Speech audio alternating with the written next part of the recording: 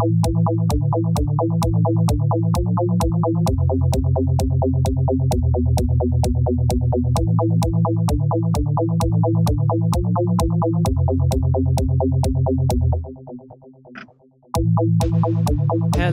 and welcome back to Cabincast with Oliver and Tom. Yes. This is a bit of a last-minute, first-minute thing that we're doing. Because Yes. we just finished up Steins Gate a couple of days Yeah. ago, and then Anime Expo Lite happened, which I completely missed. But we got there was a Star Wars Visions panel that happened there.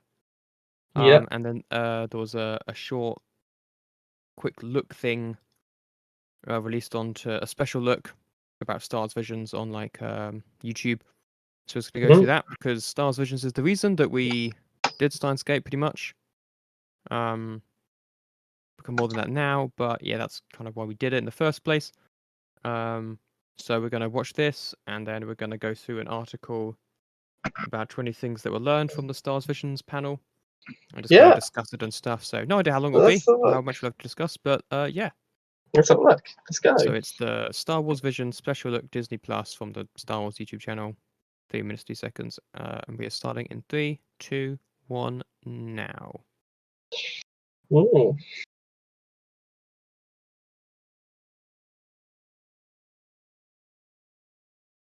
Interesting.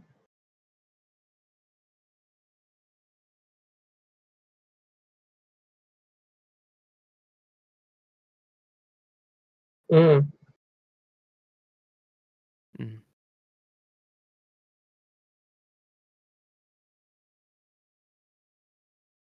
So many different art styles. Yeah. Cool.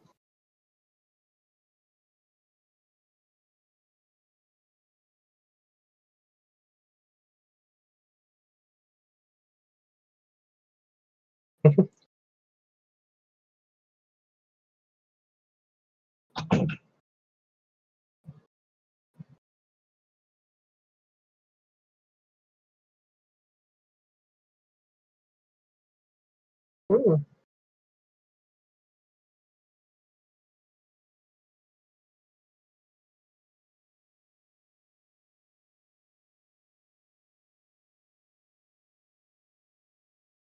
Very intrigued by that rock opera style film.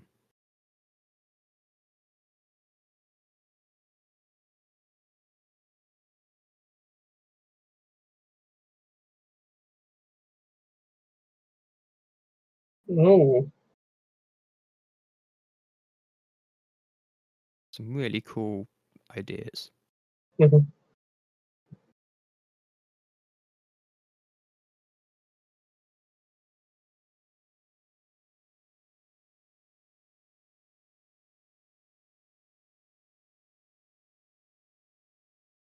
Yeah, Astro Boy, of course.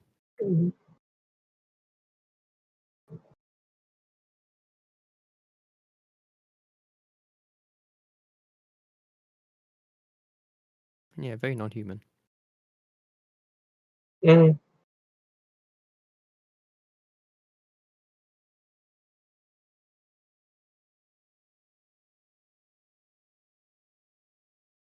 Yeah. Wow.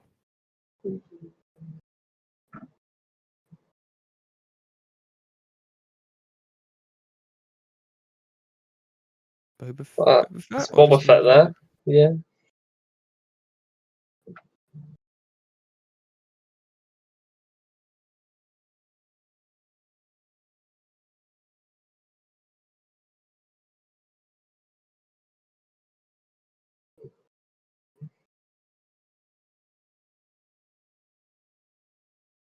It's very interesting that they don't seem to be going with many established characters. No. Good as well, because that articulates the story from, I don't know if that's the right word, but it's the word I'm using. Articulates isn't a word, but I know what you mean. I know what you mean. Yeah. 100%. It removes their stories from the main storyline, which is good in the sense that it gives them a heck of a lot more freedom, because they can set this thousands of years into the future of Star Wars, thousands of years into the past. Yeah. And give us some very interesting stories. Yeah, I'm not sure if they are canon. But yeah, they had complete creative freedom, so I get the feeling that a lot of these are going to be treated as canon. If they've disarticulated them, again, wrong word. If they've moved them out of the way of the they're main not storyline, main characters. So yeah, they could well be, as they're not talking about main characters. But yeah, I'm not sure. yeah. I don't know if it's been confirmed either way. But yeah. So really cool thing. I'm going to get the Wikipedia page up because they'll have Well, I've got a maybe some of the page episodes. which has Do you want to send the link to me? information. I can. That would be useful. Oh wait, no, it does have the thing in there. It just doesn't have a list, which is annoying. Because you'd think they'd just have a list of them. Of what, the episode titles? Yeah, at Wikipedia. But they do not. They have No, like a little so drop-down box. Anyway, yeah, this would be again, useful. I've got that on the Stars one. So yeah, it's got 20 things. First one. September 22nd is when Stars Visions comes out. So that is before Book of Boba Fett.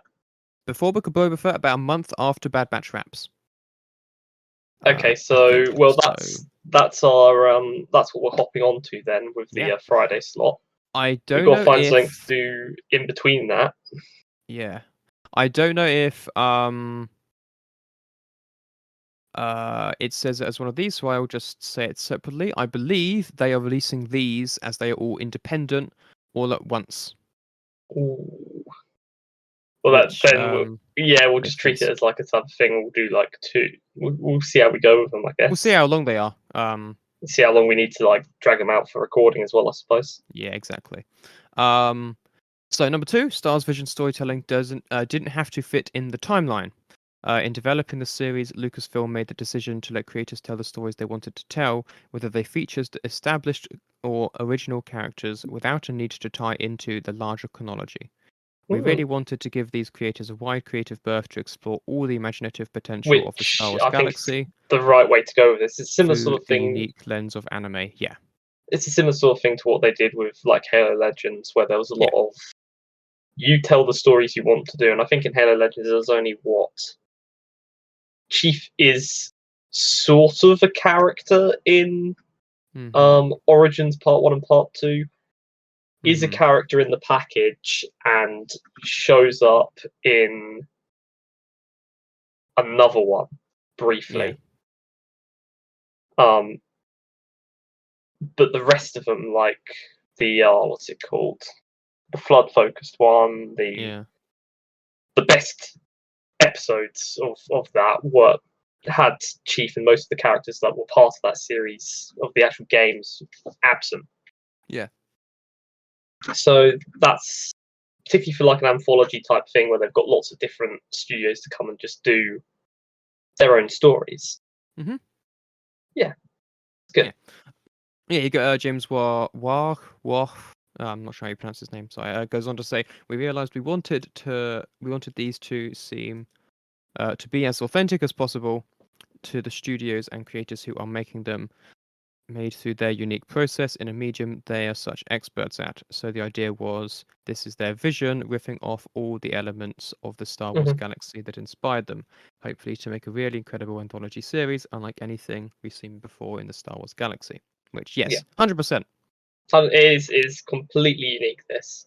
Yes. It's something which we've not seen. The closest, again, that we can compare this to is something like Halo Legends. Yeah, Halo Legends, the Animatrix, are things that all do 100% exist. But, obviously are for the Matrix and for Halo. Yeah. So, this one's probably, this third point is going to have a lot to talk about because we've got the names of a lot of these. The names of the episodes and also the studios. Now, I know obviously you don't know an awful lot of studios. I don't know. You're going to have to fill me in on studios, but I haven't been through them too much. So I'm going to have a quick look. So first of all, we've got The Duel by Kamikaze Duga. Again, sorry if I almost wish we had Chris here. Yes, unfortunately, Chris is moving tomorrow. Yeah, so he's and getting vaccine today, I think. Things. Yeah. So let's see what they've done. So the big thing that they've done is JoJo's Bizarre Adventure, which I'm sure you've heard of. Okay, yeah, I have heard of that, Stephen. Because that is something that's very, very big. It's not something Yeah. I've ever watched, but you kind of get away from No, it not these days. my style of thing. No. Although the fact that it's called The Jewel again makes me think maybe that sort of style for that, but yeah, I don't know, but I mean that seems to be quite a standard thing. That's going to be, you'd assume that's going to be some sort of lightsaber duel. I think so. Which will be that would make very sense. good fighting styles with anime. Yeah. Indeed. So next up, we've got Lop and Ocho from Geno Studio Twin Engine. Not a clue on this. Which is they did. So it seems like they have a sub kind of a sub part of Twin Engine. Yeah. Because there's also Studio Colorado doing Tatooine Rhapsody, which I'm guessing is maybe the rock ballady thing one. Yeah, I searched up Twin Engine and all I got was Aircraft's Twin Engine. It's not what we want. Yeah, don't worry about hang on, I can find. I've already got it. Okay. They've got a bunch of stuff. Don't know any of these. Cabaneri of the Iron Fortress rings a bell to me, but that is about the only one.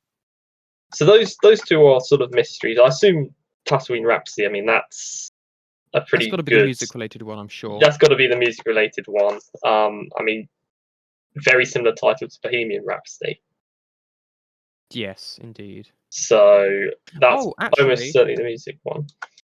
Burn the Witch, which is something that I have seen advertised on Crunchyroll recently, is from Studio Colorado. Okay. Which is something I have heard of. And I recognise their Whisker Away actually was also 2020. So that's from the other half from Twin Engine, which is doing Tatooine Rhapsody. Lopinoccio, I think, is maybe because I saw a bit more descriptions. I don't want us to spoil ourselves too much on what it's going to be. No, I think that's more just like an everyday life kind of thing. Yeah, that could be interesting. Potentially.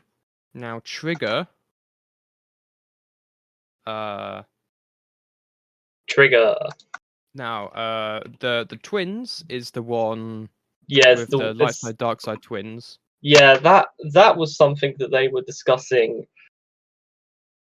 That's been like thrown around as a concept in Lucasfilm for a while. Yeah. That was thrown around, which is the one with the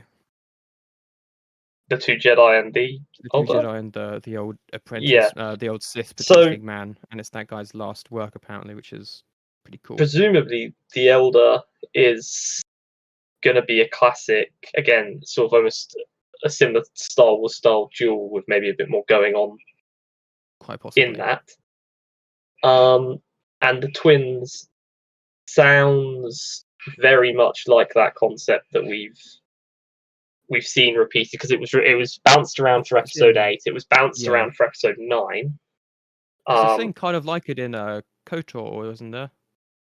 One of the animatics is to there is there's or something. In KOTOR there's a when KOTOR entered its Infinite Empire stage, well, it's not the Infinite, the Eternal Empire stage. Yeah. Which is basically after you complete the main campaign, to keep it fresh, they added this new faction called the Eternal Empire, which comes in and basically wrecks the Republic and the Empire. Yeah. And conquers the majority of the galaxy. The Republic and the Empire are forced to work together. So it's a way of getting all the players to be on the same side, because obviously before that you were your Sith, you were your Jedi, and you'd be fighting every now and again. And in that particular storyline, the main bad guy, who previously was the Emperor of the Sith, but died, didn't die. He sort of does what Palpatine does, where he transfers his consciousness to, in this case, a different man, and he starts over in this the Eternal Empire, which isn't necessarily obviously dark side, but he has 2 twins and a daughter. He actively pushes his twins to the dark side, and in the end, he sort of favors the one that wins more, and he sends them off to fight. And in the end, the one who gets sort of like, I think he gets scarred or deformed somehow. He ends up trying to kill him, and his brother jumps in to defend their father, and he ends up killing him. And obviously that pleases Daddy Sith Lord. Yes. He might get some sort of redemption, but I can't remember, because I have watched what happens, but I haven't gone that far into the story, because as much as Old Republic is interesting, it can get very, very stale very quickly, unfortunately. His mother is definitively grey, and is actively helping the player throughout the entirety of the game, because she's realised what's happened. And then as for the daughter, she ends up going off to basically a Sith cult and becomes a massive ass. And basically then takes over the main sort of villain role after that. And just to give a sort of slight indicator of power, approaching Chosen One level of power, this particular daughter. And full on dark side, no prosthetic limbs or anything like that. So a very, very dangerous combatant. At least in the lore. So yeah, it's not quite the same thing, but it is sort of. Yeah. Okay. Yeah. So it's a vaguely similar idea. So next up we have. So that was Studio Trigger. They're the main thing that I recognize that they did is Kill la Kill, which is not something I've seen, but something I've heard of. No. Yeah, didn't you would also Little Witch Academia. I've also vaguely heard of. I don't particularly know their stuff, but those things do look quite exciting. After that, we've got Cinema Citrus with The Village Bride. I think this one was meant to be, and again, I could be completely off my mark on these, but I think I heard it was like a fallen Jedi, like on a planet looking at the life of like a village or something. Or something like that. I mean, I can't quite remember exactly, but it was something like that. It's called The Village Bride, so one would assume that it's to do with a marriage of some sort. It'll be interesting to see. Could be a combination of slice of life. It could be right after Order 66. Just looking through what they've done, I don't see anything that I should know. No, there's nothing of note about it yet, which makes sense. But that's from Cinema Citrus, who have done. Oh, they did Codebreaker. Codebreaker. Yeah, as in code : breaker. Oh, okay. I don't know. I don't know if that's the same people as. Give me a second. I can verify if this is or not. No, okay, it's not. It's just a similar writing style. It's not cool. Okay. Yeah, okay. It's a different one that I was thinking of. Please do not crash on me. So, okay. They also did. They did Made in Abyss. Made in Abyss. That's which is one that Chris talked about, wasn't it? Like, hey, watch this. Also, The Rising of Shield Hero, which I also have heard of. It's The Order of Rabbit. That's a slice of life kind of thing, I think. Okay, that definitely fits with some of those. And then there's 2 from Science Saru. I'm looking at them now. Akakiri and Toby1 or TOB1.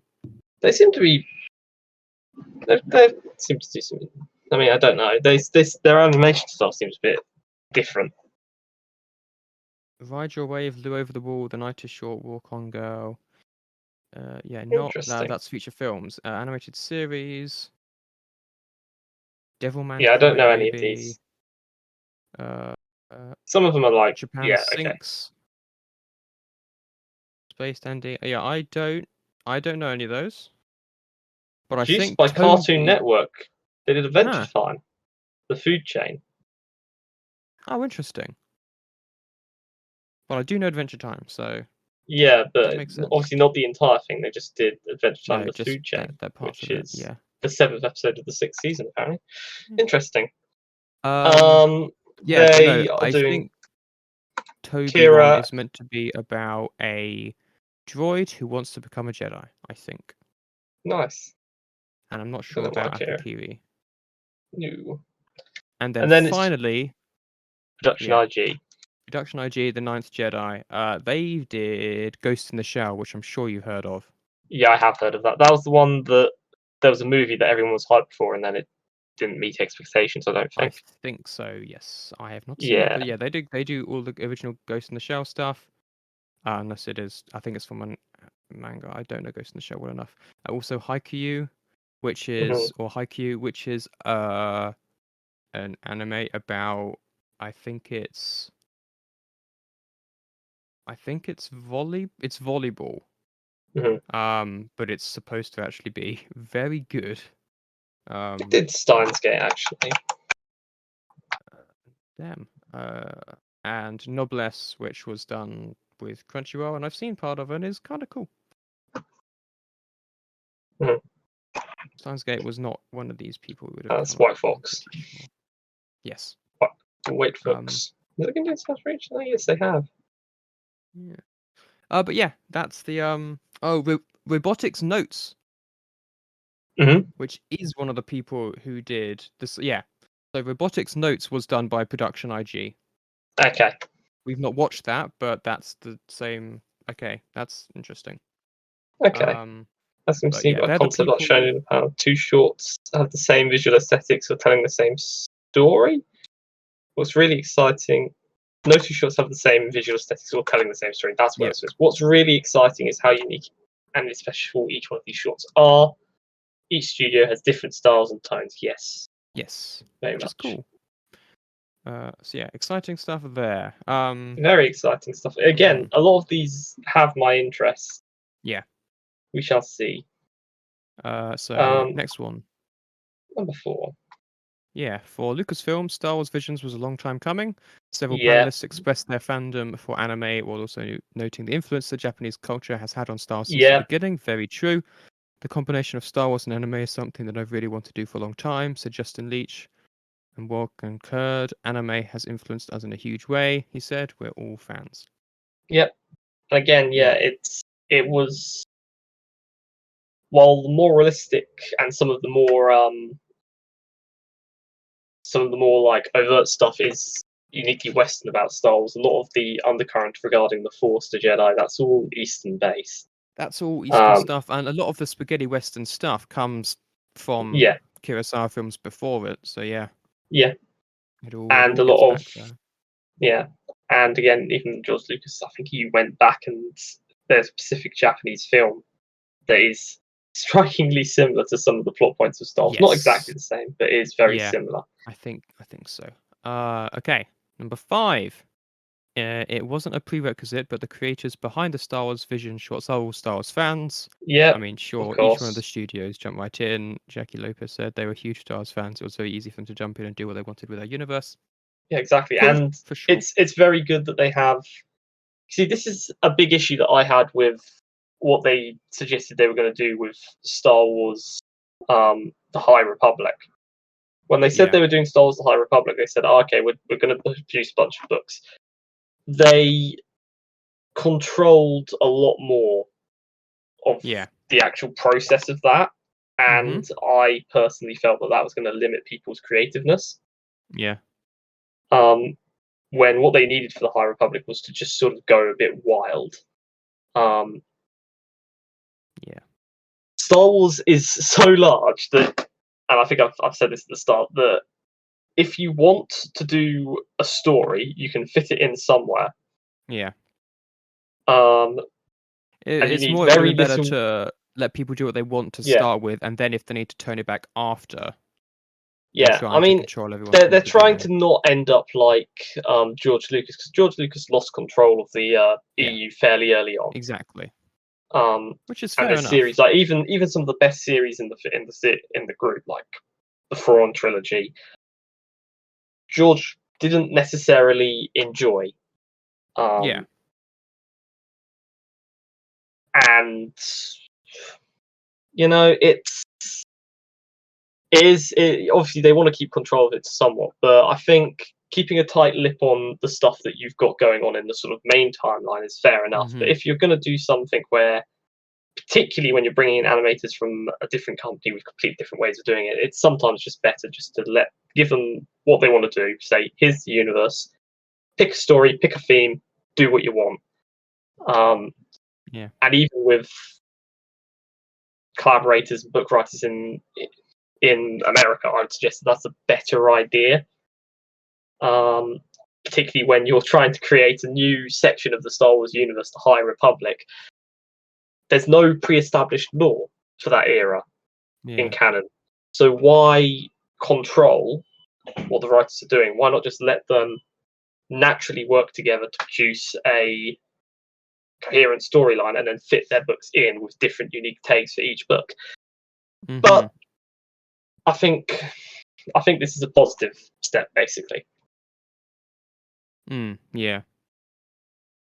Yeah. Okay. So all the next ones, actually, interestingly enough, are about Yes, the things I have actually seen. after the next one, which is due to COVID-19 pandemic, Stars Visions met with Yeah, some production hurdles. Lockdown forced a mostly remote production, making things especially complicated considering the differences in time zones. Yes, and yeah, production obviously. pipelines. Yeah. So I mean, very Yeah, impressive they I managed that. I mean, think that's the same with Luca, which I've still not watched, but I'm pretty sure that was yeah, completely made during lockdown or mostly, yeah, which is amazing. But yeah. It's insane that some of them have got this. So I guess we're going to get a little bit of spoilers from these next ones, but we'll read them vague anyway. story spoilers, but not particularly. So So I if you don't want suggest, any spoiling, leave yeah, now. don't want any But we'll spoilers. go Yeah, through you can them. go. So number Do you want to take 7, number the 7? duel. Yeah, the duel from Kazazi Duga infuses Star Wars with Japanese iconography. The concept art reveals this short features a samurai-esque Jedi and Sith, and an aspect droid with a straw hat. I love that. It looked very cool. That is hilarious and funny, and I want to do that more. I want more people to do that. More hats on astromechs. This is the type of innovation that we need, and more that embraces Japanese culture. It was just irresistible, says Lopez. We're all overwhelmed with when we saw this artwork. Yeah, Yeah, I can I remember imagine those shots. They were very cool. that. Again, it's done by the people who have done Jojo's Bizarre Adventures, which I haven't seen, but I have heard a lot about. And one of the things people like to talk about is the fight scenes in that. Yes. So that is going to be good. Yeah. Number 8, director Takanobu Mizuno had one goal with the duel. The thing he was really clear on was that he just wanted this to be a love letter to Star Wars. Warg said, the core theme of this short ends up being such a Star Wars story. The tale is ultimately about someone who must choose selflessness, a core Star Wars theme. As far as visuals, the duel will be told in black and white, with splashes of color, certain elements like lightsabers. That's a very cool style. I like the idea of that style. Yeah, that's neat. That's very cool. Okay. It's muting down all the colours, which is something that I think Chris said about Steins Gate, isn't it? That it was very mute. Yeah, I brought anime. it up. Like when you do see the vibrance, like with the blood, it really stands out because everything else is very muted. So similar effect there. Yeah. Number 9 for Geno Studios, Loop and Ocho. The visual effects reflect its message. The design style on this short is really focused on the collision between natural beauty and the encroaching industrialization, says Lopez, with the Empire representing the march of technology. Ooh. That's very interesting. So it's going to be Empire, which means post episode 3, presumably. Oh. And continuing on, 10, Lop and Ocho features a space bunny person. It does, we saw them. Her name is Yes. Lop, and we love her already. She is cute and expressive and completely unwavering in her devotion to good and family and loyalty, said Lopez. She's awesome. See, that seems just Okay. like people dealing with the changes that come with the Empire. Yeah, which would be very interesting because the Empire would be that. I wonder if that's the story where we see the because we see a scene in the thing where it's in the featurette where there's a bunch of stormtroopers lined up and there's like a dark side person in front. I wonder if that's an Inquisitor from this. Maybe. Could be. Take number 11. Yep. Put down your blasters and grab a guitar for Studio Coral's Tatooine Rhapsody, told through a more I don't know how to say Chibi. that, Ollie. Chibi. Is that they did that with Avatar, didn't they? Yes. It's like the weird small people one. It's cutesy, small cartoon people, yeah. Okay. Art style. Tatooine Rhapsody is heading into uncharted Star Wars waters. It's a Star Wars rock opera, says Ryan. It's the story about a band with a dream to make it big. We took a chance and they just blew it. That's the way with the style and the characters and the tone. And really the heart of it, which is the best Star Wars, was about found family in the dream. It's also one of the few shorts that features classic characters as our heroic band will run into Boba Fett and Boba Fett Jabba and the Hutt. Jabba the Hutt out on Tatooine, so that makes sense. Yeah, cute and small art style. Jabba the Hutt. Yeah, it definitely works. I'll let you Okay. take the next one. Number 12, Triggers, the twins, and the Elder will offer new spins on Hallmark Star Wars motifs. The twins subverts the idea of Luke and Leia and imagines a brand Ooh. new set of twins born into the dark side and how the father-brother will go to save his sister, Leach said. This is represented visually with a co-joined Star Destroyer. Interesting. The Elder, It's however, gonna takes a be close look at another kind of Star Wars bond. The Elder is a homage to a classic Star Wars Master and Padawan relationship, said Shirosaki. You'll also find the dual meaning of the title after you watch the short. so yeah, that's the one with the Elder and the two Yes. Master Padawan stuff. That will be very interesting because I think I've said quite often that I've always wanted either a Dave Filoni series, animation style in the Clone Wars, or a live action series based on the old Jedi Padawan and Jedi Quest novels, Right. adapted for the new one, which has the sort of Qui-Gon Obi-Wan style relationship, and then the Obi-Wan Anakin style relationship has a Padawan, because we never really get to explore that in current canon, whereas it's very fleshed out in Legends, and it's a very interesting place as a Jedi, because by the time we see Anakin in episode 2, he's still a Padawan, but he's at the end of his Padawan training. And when we see him in episode 3 and in the Clone Wars, he's now a knight. And we see the relationship the best in the Clone Wars and in episode 3 with Obi-Wan, but we never see the actual learning parts of it. And I think that would be an exceedingly interesting thing to do. And I think it would actually be a very good fit for an episodic series like in the style of the Clone Wars or in Rebels. But yeah, that's very interesting. As for the other one, the twins, I do like the idea of subverting the Luke and Leia trope. Yeah, it's interesting. I'm almost wondering if we're going to get a flipping Zuko Azula duel out of that as well, type thing. No, maybe. So 13. 13. The Village Bride by Cinema Citrus. Yeah. Go for it. Yeah, Village Bride by Cinema Citrus follows a fallen Jedi, but not in the way you'd expect. The Guardians of Peace and Justice observes a local tradition in a far-off village through the eyes of a bride on the eve of her wedding day. And an unexpected choice she must make to save her people is poetic, meditative, and romantically bittersweet. It says, this short also approaches the Force in a really unique and surprising way too. I get the feeling that's going to be sad. That's going to be very sad, I reckon. Yeah. So Science So's 2 shorts. Akakiri and Toby One, as I'm going to keep calling it, share a Hmm. similar cartoonish style but different tone. Beautiful yet painful story about a princess, Shosaki said of Akakiri. TBO1 here, that's not what it says above. Toby No, One, however, it's Toby One. is more heartwarming, more heartwarming fare. It's a cute and fun story of an adorable droid who dreams to be a Jedi. Does sound fun. Again, I think we're going to get a very, very painful, a very sad story with Akakira there. Contrasted with Toby One, which does sound like it's going to be a sort of feel good episode. Mm-hmm. Science Saru's founder Incho draws influence from many of the same sources as Star Wars.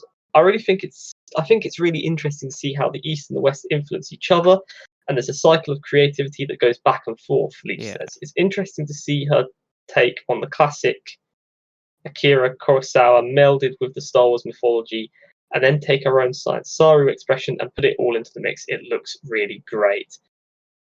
That again, very cool because it is in between the two art styles that we find some of our best works. Yeah. Obviously, Avatar: The Last Airbender, Teen Titans, Samurai Jack, the Star Wars: The Clone Wars, and to a lesser extent, the Clone Wars itself. Although Clone Wars and Rebels have parts of it which definitely do lean into more Eastern influence and stuff. All have that melding, which produces truly great works. I'll let you take the next one.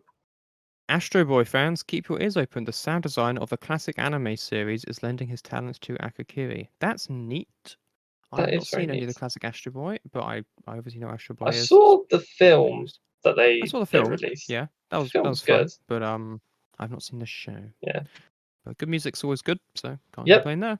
17. Lucasfilm was especially excited to work with Production RG, the makers of The Ninth Jedi. They are true anime pioneers, from Ghost in the Shell to the animated sequences of Kill Bill. Lopez says they have an amazing pedigree as innovators. Very exciting. Have you seen Kill Bill? Oh God, I know I've seen clips. Whether I've seen the whole thing through, I cannot tell you honestly. Because I mean, Kill Bill is great. Yeah, but the anime sequence in Kill Bill are very good. I know because I have seen clips of it. Definitely. Whether I've seen them as part of watching the whole thing or whether I've just seen them on YouTube, I cannot honestly tell you because if I have seen it, it's been a while. Sure. But yeah, okay. The Ninth Jedi is an absolutely epic story, according to Vimes. But it began actually as two separate shorts. One was to be set in a time when Jedi have fallen to legend and need to come back as darkness threatens the galaxy, with the daughter of a lightsaber smith seeking out the Jedi and delivering their weapons. The other story was to be told from the point of view of 8 warriors coming together, learning if they are indeed force sensitive and can trust each other. Ultimately, the decision was made to combine the stories in order to achieve something on a grander scale. That's going to be very cool. We brought those two tales together to create something really epic and special. Rhyme said they had us at lightsaber smith, added Lopez. I mean, that sounds I've got a couple of theories about this already that I'm going to say. First off, this could very easily be set post Order 66, and it could very easily be set post Episode 9.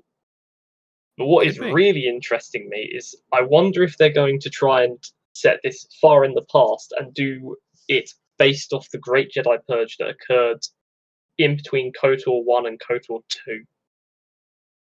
Because that Jedi Purge was far and away the most successful Jedi Purge, and I believe there is a few in part of the campaign. I haven't actually played KOTOR 2. I have played KOTOR 1.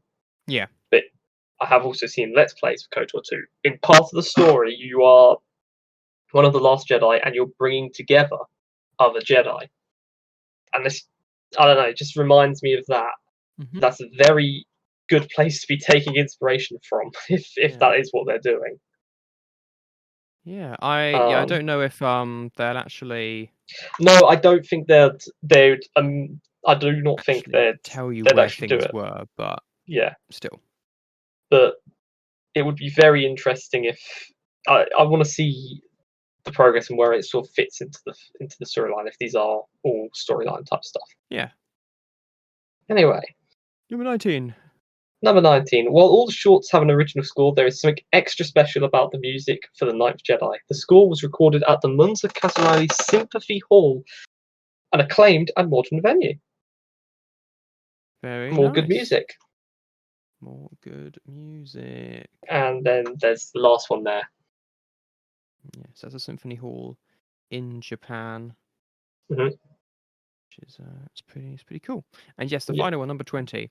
Star Wars fans who don't know anime, fear not. Lucasfilm is confident that you'll find something to enjoy in Star Wars Visions. These things go together like peanut butter and chocolate. It's an Americanism. I wouldn't say those things do, but I'm sure. No, that's a very do. American thing to say. So hopefully they love this combination as much as everybody on this panel does. I mean, yeah, if you like animation, you'll find something to love for sure. This is the thing with Tom. Yeah. You have to find the right ones, because I have always had the feeling, and I think it's a lot more obvious since watching Steins Gate, there's so much anime out there. It's almost as oversaturated as Western animation to some extent. If not more. Possibly more, to be fair. Yeah. But I mean, you just don't see most of it. Yeah.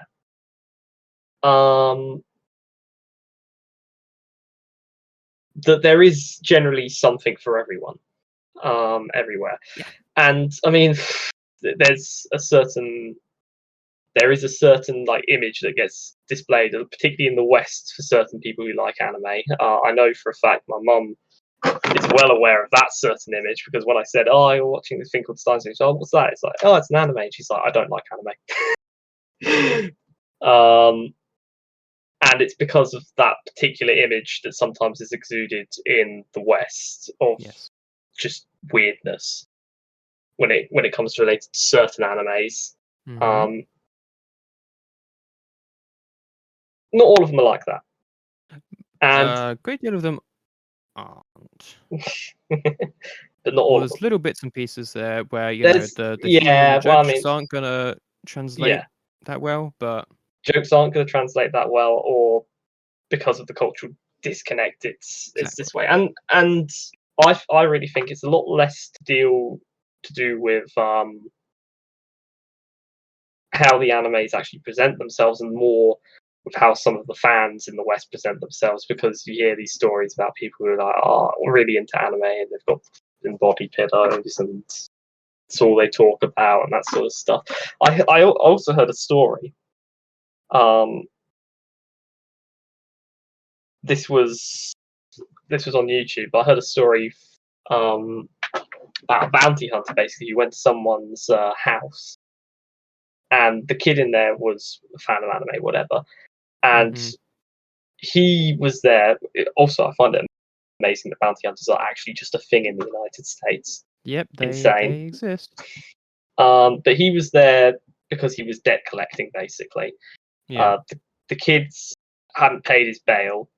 Well, he had paid his bail, but he paid it with someone else's money, and then he'd refused to pay that person back. So he was now going to be arrested unless he either gave something up, which was equivalent to money, gave the money on the door, or, well, obviously, if he didn't have it, he'd be going to jail. And the guy knocked on the door and was like, "You gotta let me in, because I don't need a warrant to get in." No. The law in this state states that I can just bust down your door and I can take you. And the kid didn't get it, and he ran upstairs, came back down with one of those like $5 katana swords, completely fake, and said that he'd defend his home and whatever.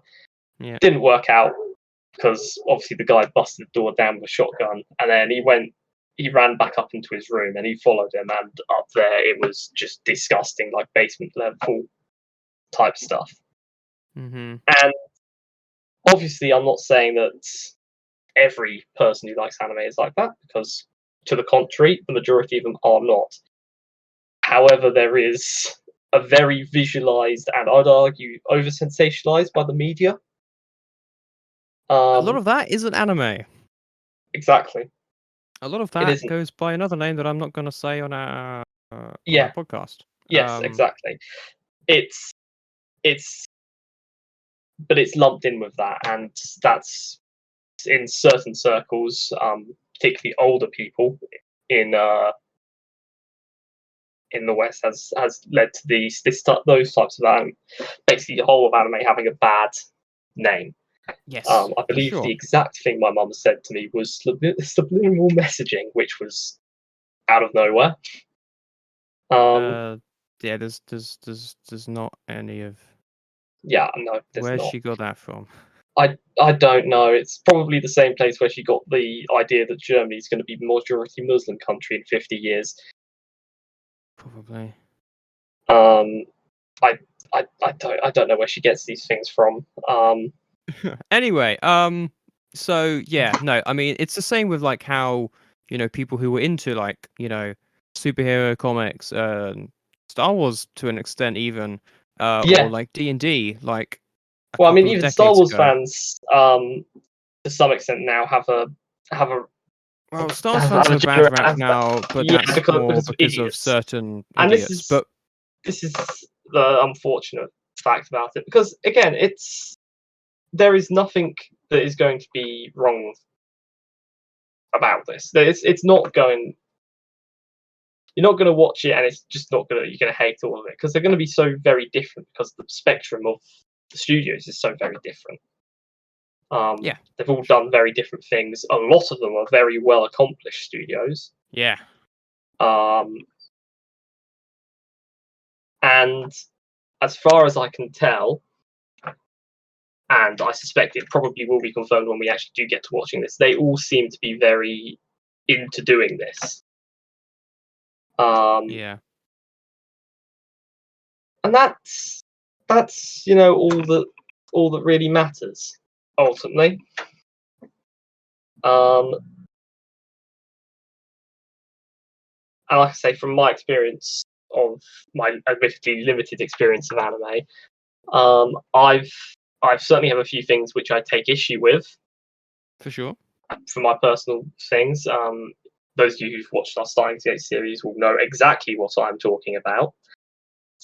There's Yeah. also, I think, in the remastered version of Space Battleship Yamato, there's a couple of scenes with a robot which is basically a perv, which I take a serious issue with, because why was it necessary throughout the entire series to have that robot do the things that it does?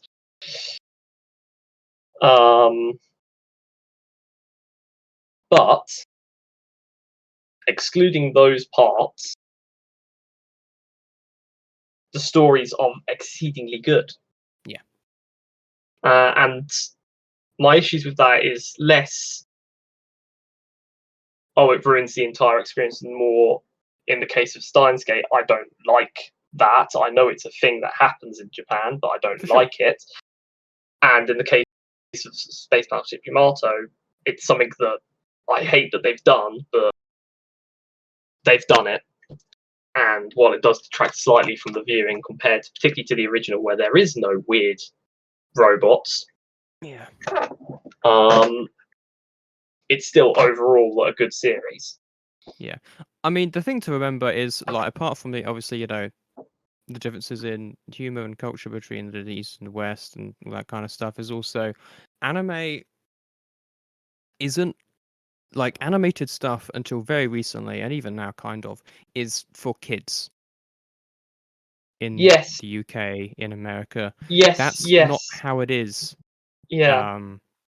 In terms of anime, as It's you've not. seen, No, that's another it's thing. for Anime an older is, audience. yeah, anime is not the preview of it's really actually kind of disappointing that so many that is the perception in the West. Even though obviously Because things like Rebels or Avatar: Last there are, Airbender or Clone Wars you can watch at any age, and yeah, you can watch it at any age, and I'd argue that Clone Wars has probably been the most successful at actually bridging the divide there, because I know actual adults who've just picked it up and watched it. Yeah. And Star Wars: The Clone Wars can be an exceedingly adult series at Very. times. Yeah, I mean, like Bad Batch is now. And Bad Batch as well. which is another great thing I will say about the proliferation of live services. While it is annoying that you have to go for each of them, it does allow companies a certain level of experimentation, because you don't have to rely on a network service seeing something as acceptable and going, I'll post.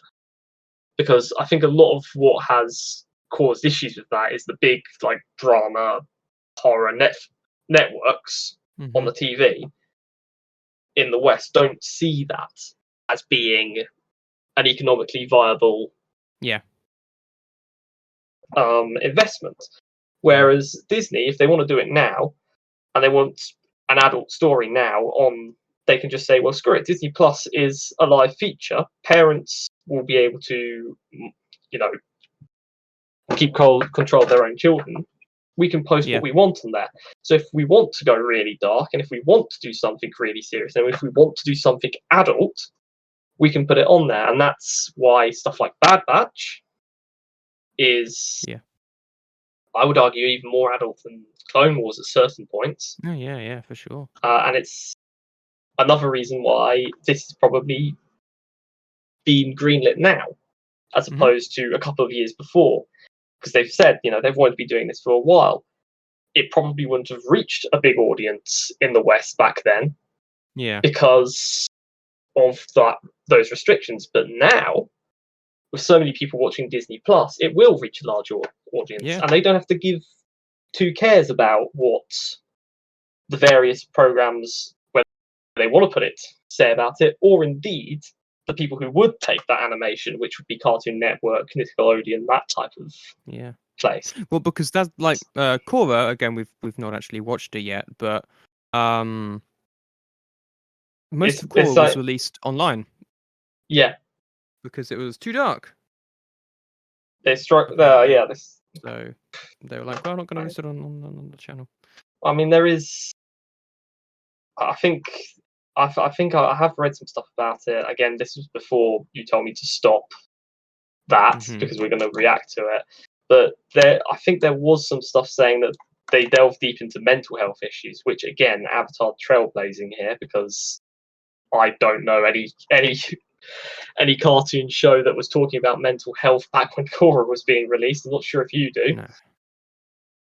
But if they do that in the series, then I will be very impressed with that series, because that is a subject that you wouldn't expect. But again, Avatar, they're good at doing that. Yeah. But yeah, I think that's all we really have to say on this. It's going to be good. Again, we've got, even if one doesn't necessarily hit the way it's supposed to, there's so many of them that we're bound to get at least a few. And I reckon, similar to Halo Legends, we're going to get some that are really, really good. Before watching Steins Gate, my favourite anything anime was the prototype from Halo Legends. Sure. That particular short, because that was a brutally sad short. I'm not sure if you remember the prototype. I remember that one. Yeah, I remember that one. Very, very sad one. Yeah. Of course, Steins Gate has it beat on sadness, because Steins Gate is Steins Gate, but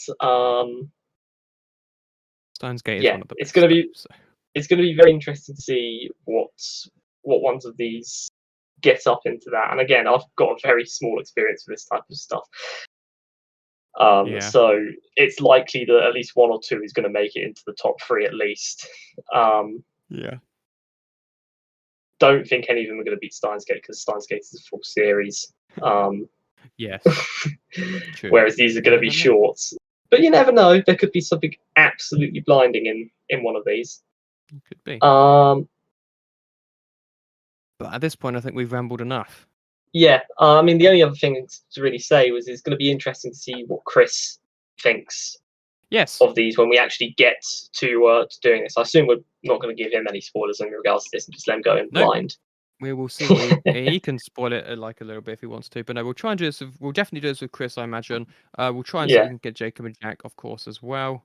Because I mean, he'll recently gone probably to know anime what as most well. of these studios are and what they've done and what he thinks are Yeah. good from them. So he'll know what to expect in some regards.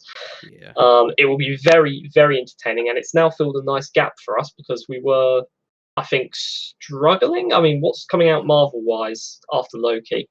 Again, I don't think we know specifically. We've got What If, I'm pretty sure, this year, That is What If this year. which is It very cool, well but I may be a don't know case that when. we get What If and Visions at the same time. They're I very want a similar Star Wars ideas. What If. A Star Wars What If would be very interesting. In fact, so they did a Star Wars What If. They did a comic series Yes, where they they did a What If of Episode 4, where the Death Star survives. It doesn't Yeah. explode. Yeah.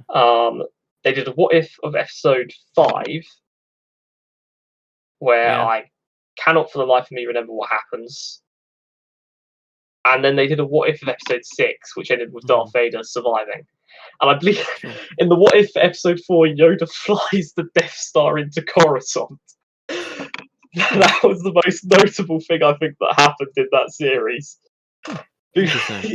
It's just a funny moment because there's like one screen where you've got Palpatine chatting to Yoda going, you get down here, let's have a rematch for a fight. And he's like, I'm on my way now. And it just pans up and the Death Star's coming into the atmosphere.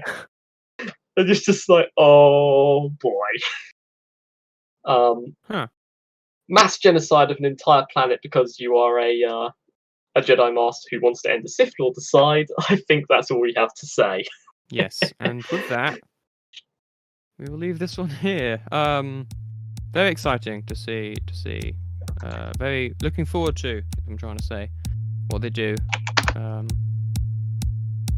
yeah, exciting times. Yeah. Until then, we will leave this episode here. Thank you very much for listening, and we will see you in the next one. Goodbye. Goodbye. Thank you for listening to this episode of Cabincast. For more episodes, go to www.cabincast.podbean.com or use the Podbean app. You can now also find us on iTunes and Pocket Casts under Cabincast and on YouTube. The uploads here are quite behind. Finally, you can find us on Facebook at www.facebook.com/Cabincast. Thank you for listening, and we'll see you next time.